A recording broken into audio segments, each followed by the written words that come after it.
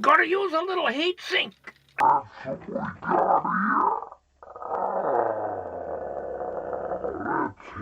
sink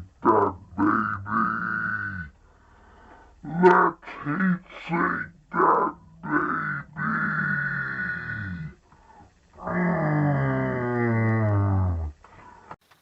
Good Thursday evening to you. I say evening because sun is going down. It's 22 minutes after 5 in the afternoon, if you want to call it that. And I notice my camera's a little cockeyed here, but so am I, so it doesn't matter.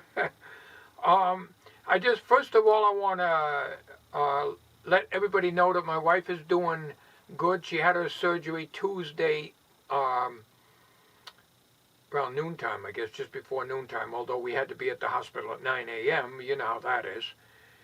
And they got the stone out, they used a laser, they blasted it out, and the only discomfort she's got now is the stent they put in with a nylon string or something, so that the stent can be pulled out in the doctor's office without having her go under the anesthesia again. And that'll be done next Wednesday, so it's a one week ordeal. So it is uncomfortable, but she's doing good, and I want to thank everybody for your thoughts and prayers. It's been a while since I made a video, and the tripod mount on this Kodak PlayTouch is just about busted completely, and I got it in my mini tripod, but I'm kind of nervous about that, and I haven't had a chance to make the tripod thing that I wanted to make, which will be like a U-shaped cup, thick enough to hold the PlayTouch and the Sony Bloggie. So that if I put the Bloggie in this way, and I put the PlayTouch in this way, and the screw will be on the unit. No more screwing into the camera. I'm going to build that, but right now I've been busy, and I have been busy with something that I wasn't going to make a video. I didn't make a video on this. It's a restoration on a project that I took on that I didn't think I could do it. I did have some technical problems, and one of the fellows on the Antique Radio Forum helped me out and got that problem taken care of. You're probably wondering, what the hell is this guy talking about? Well, I don't know, a week and a half ago, I lose track of time. I had a chance to buy something on eBay at a real good price. It was a buy it now, because I never win an auction, except for the cameras. That was the only time. I had a chance to buy a SPRAGUE Tel-Ohmike TO-5. And this is the manual that I got from Glendale Manuals on eBay. That's the same company I bought the manual for the Radio City Products 308 tube tester. I'm going to show you some pictures. I've taken some snapshots of this Tel-Ohmike. When I got it, it was pathetic. It was all rusted out. Binding post was busted off. The tuning knob was busted and had sharp pieces on it. The panel was so rusty that it didn't look like I could do anything with it.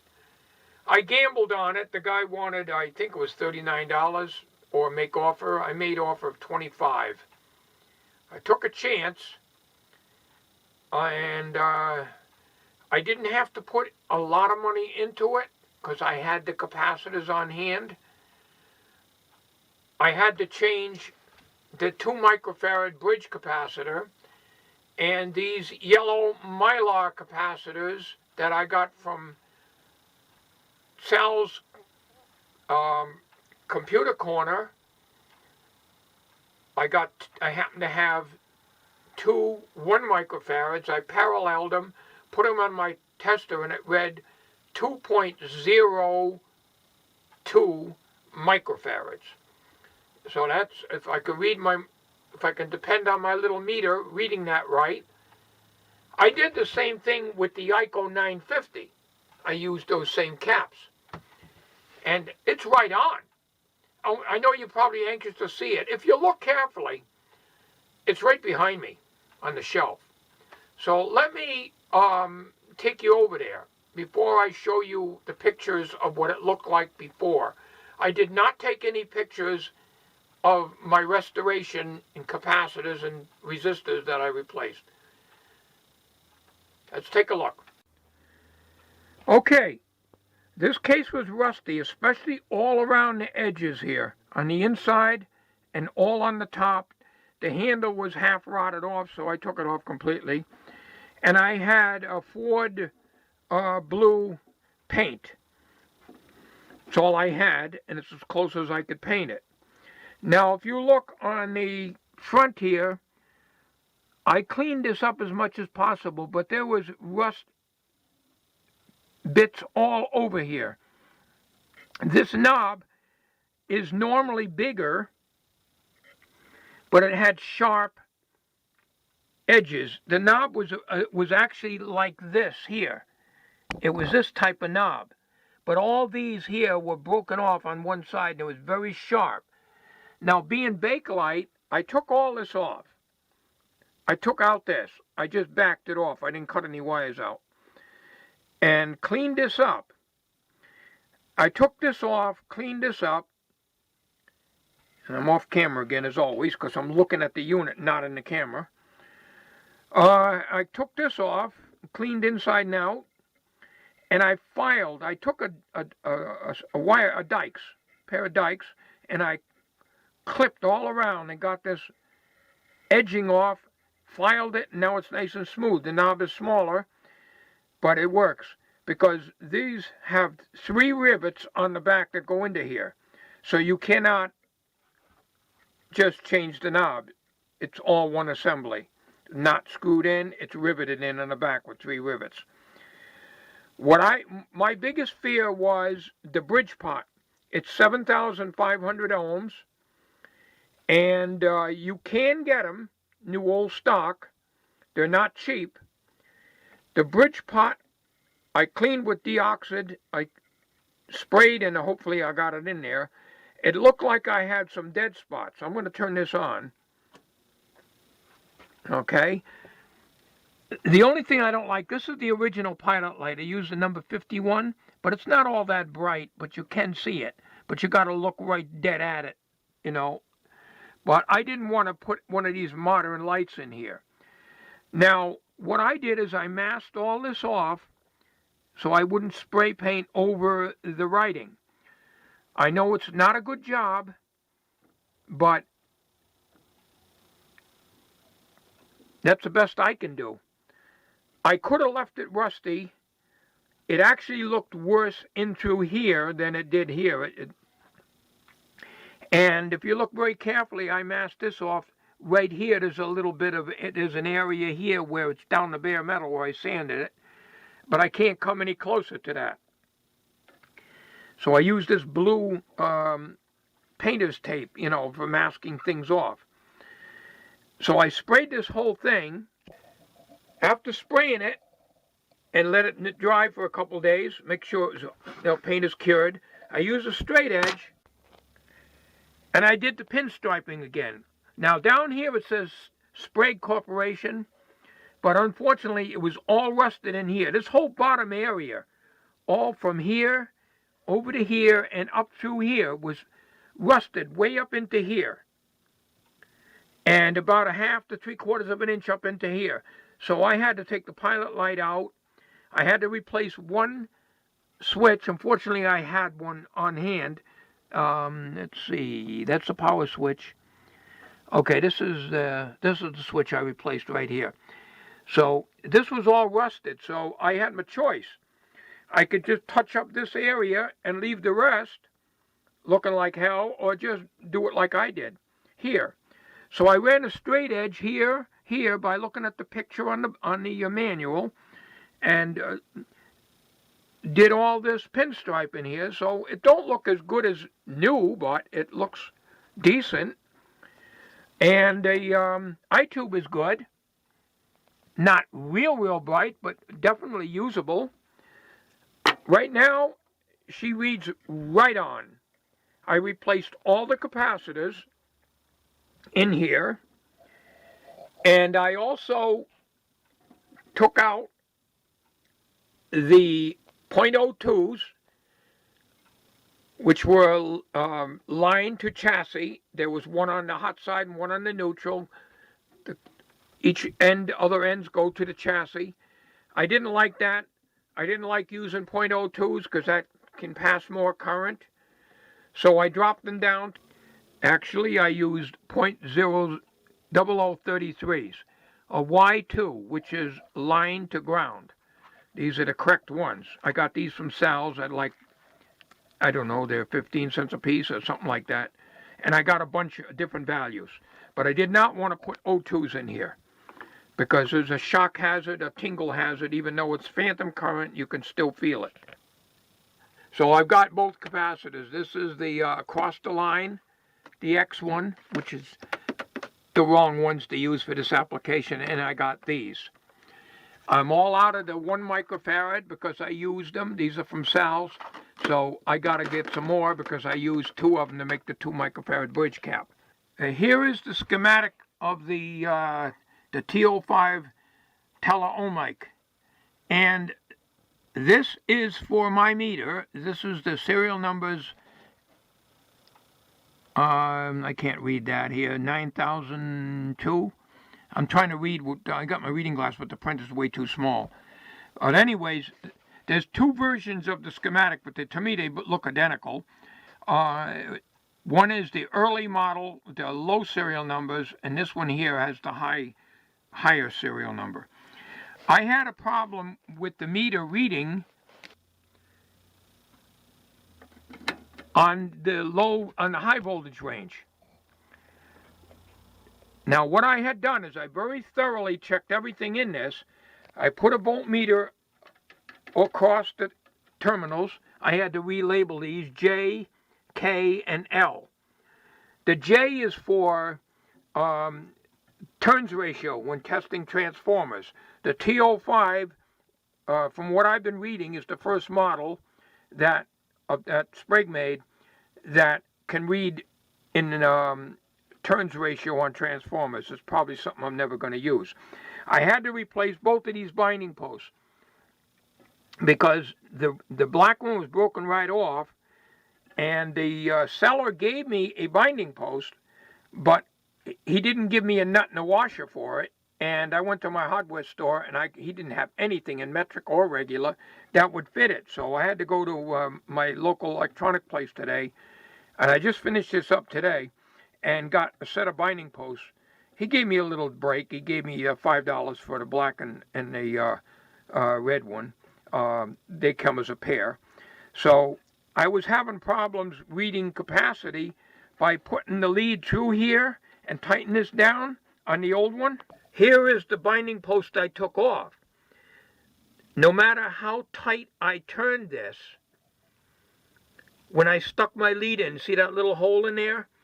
You put the lead in, so like if you want to test a real low value capacitor, and you tighten that down, it would not read.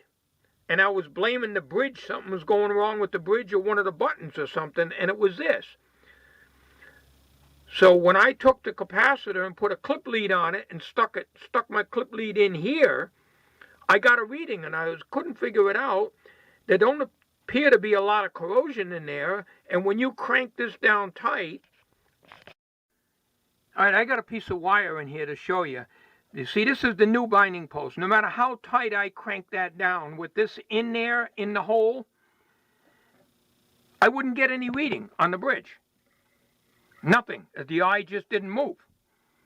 And I said, what the hell is going on with this, you know? So what I did, I took a clip lead and stuck it in here, clamped it in here, and went over to the lead of the component, and it read. In other words, there's no connection here. There's so much corrosion inside this thing, I guess. This must have been in water. Although the chassis is not rusty inside, this must have been in water or out in a wet garage or something. It was not taken good care of. This cabinet was in real bad shape, but only on the edges all the way around, and mostly on the bottom like it was sitting in water.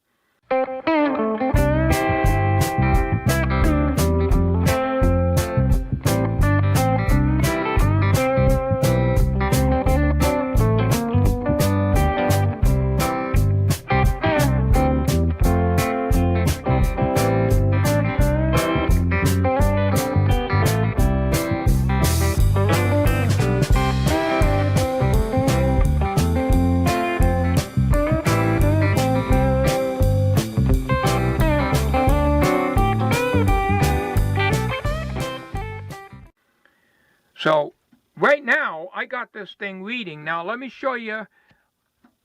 I can put a voltmeter on here and guess I can show you. All right. We got it on the 0 to 60 volts right now. Now it helps if I can't do both. You got to hold this button in to get a reading on the meter. Okay? Whenever you get anything like this, it's very important to make sure that the bridge part is good, because you never know when you buy something used. The meter's good and the transformer's good. Same with buying a tube tester. If the meter's no good and the transformer's no good, don't buy it, unless you get it for almost nothing. So I think I did pretty good on this with an investment of maybe, I don't know, I didn't add it all up, because I had the capacitors I stocked up on my caps. So the binding post, and some resistors, and I'm going to show you one of the fellows that helped me out on this. Let me go get my let me get the meter hooked up here. All right, you're looking at the top scale. We're on the 0 to 60 volts. This is for electrolytics. So this meter is supposed to be reading exactly what's coming out of these jacks here, and it wasn't before. My meter was reading low. Like if I had it on 400 volts, it was really putting out 465. That's not good. If you went by this, you'd blow the electrolytic if you went over range. Although the low range was working on this, and it was baffling to me. And one of the guys on the Antique Radio Forum helped me out with it and told me what resistor could be off. So we'll go into that in a minute. All right, so right now, we're reading 20 volts right there. You come over to the meter, 20 volts. All right, now we're going to crank it up to 30 volts.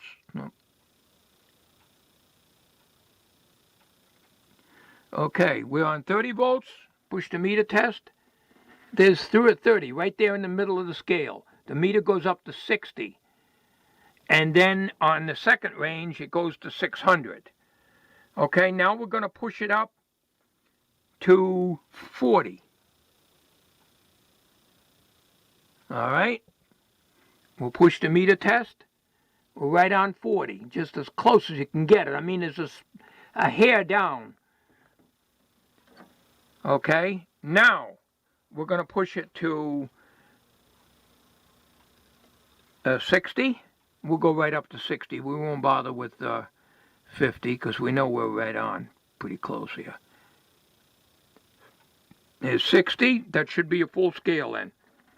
And there we are, all the way over.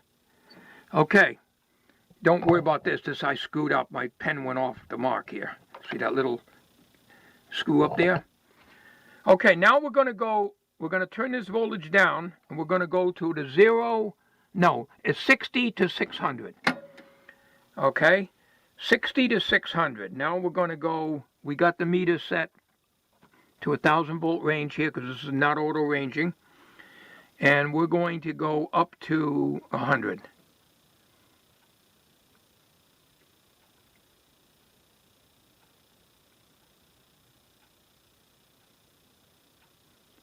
Okay, now let's push the meter. Again, you're going to be reading right about here. There it is, 100. That was the range it was off. When I set it, before I changed that resistor, I was getting about 135 volts when it read 100 here. And the error kept increasing. So by the time it got to 400, it was 465 volts. All right, so we're gonna go all the way up now because we know we're gonna go to 600. This thing will actually put out, it's all the way up, 678 volts, but she's gonna peg the needle.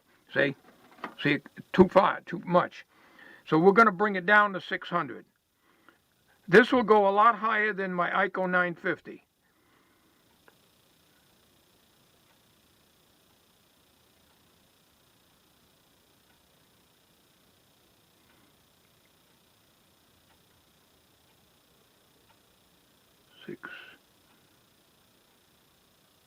Trying to split hairs here. 599, close enough.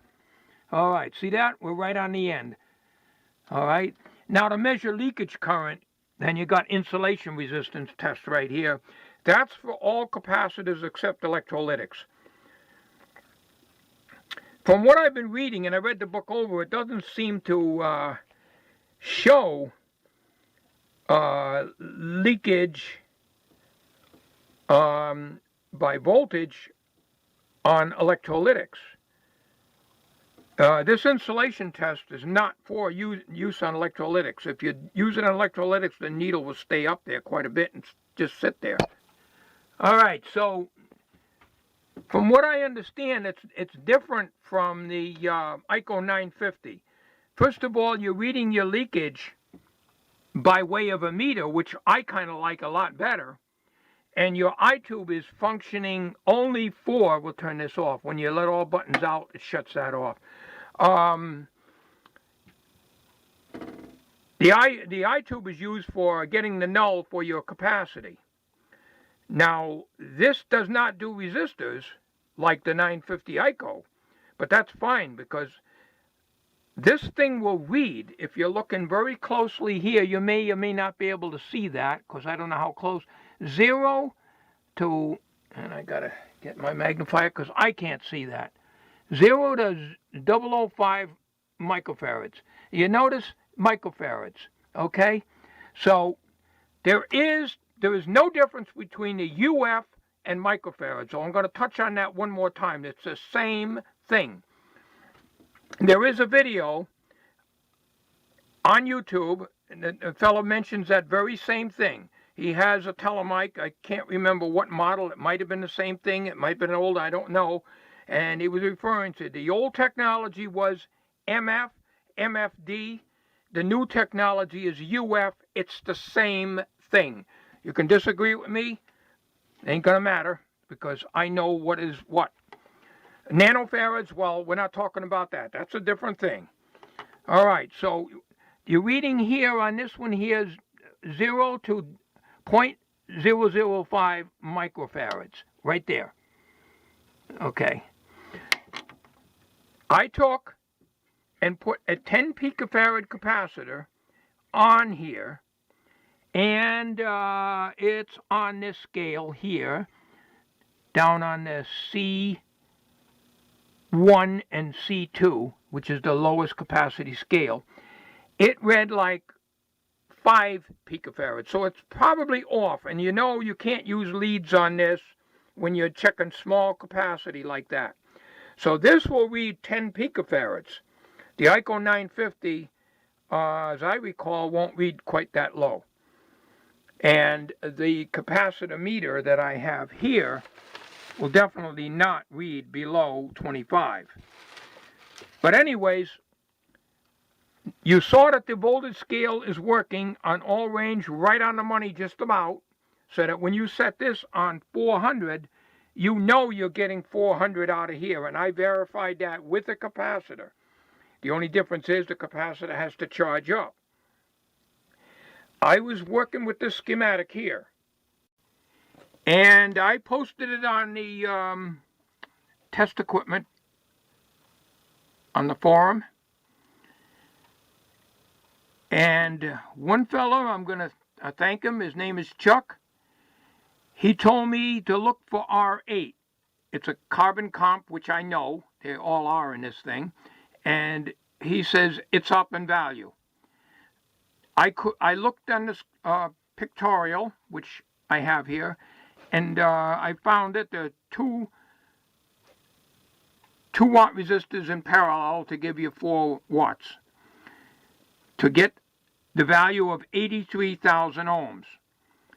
I looked all over this schematic, and what was confusing me, and it'll probably confuse a lot of you guys out there too, is trying to follow this switch arrangement.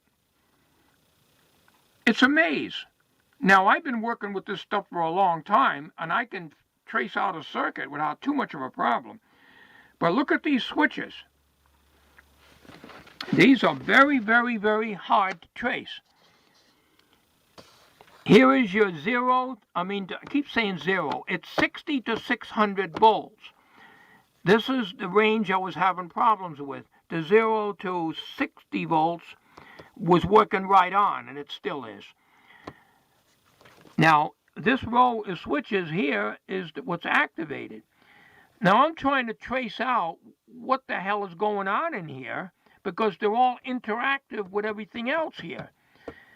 And I was just going nuts. I says, I had to post that question. I says, why is my meter reading low when I have my meter set for 400 volts? I'm getting 460 out of the terminals. And he says R8 has gone up in value.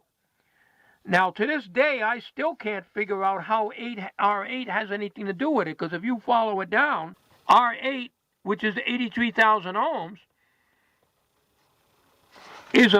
looks like a bleeder, some kind of a bleeder network. And there's a 12,000 off of here, which, from what I understand, has nothing to do with that. So if you trace out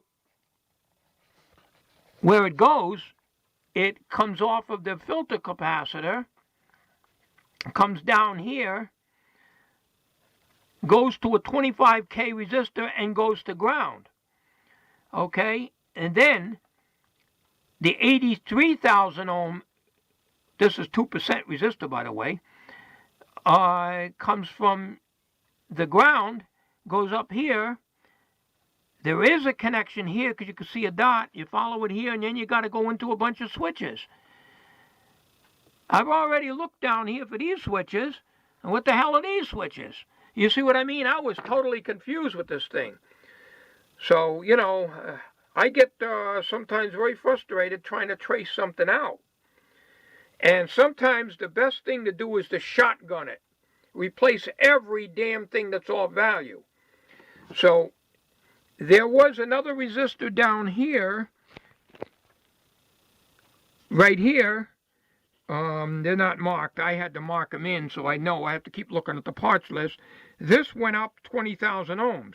I don't remember what the value is, but it went up 20,000.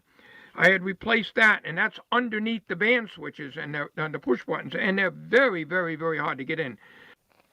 I had downloaded several manuals online, and they're not clear. The part numbers, I downloaded, I think, 3 of them, and they're all lousy quality.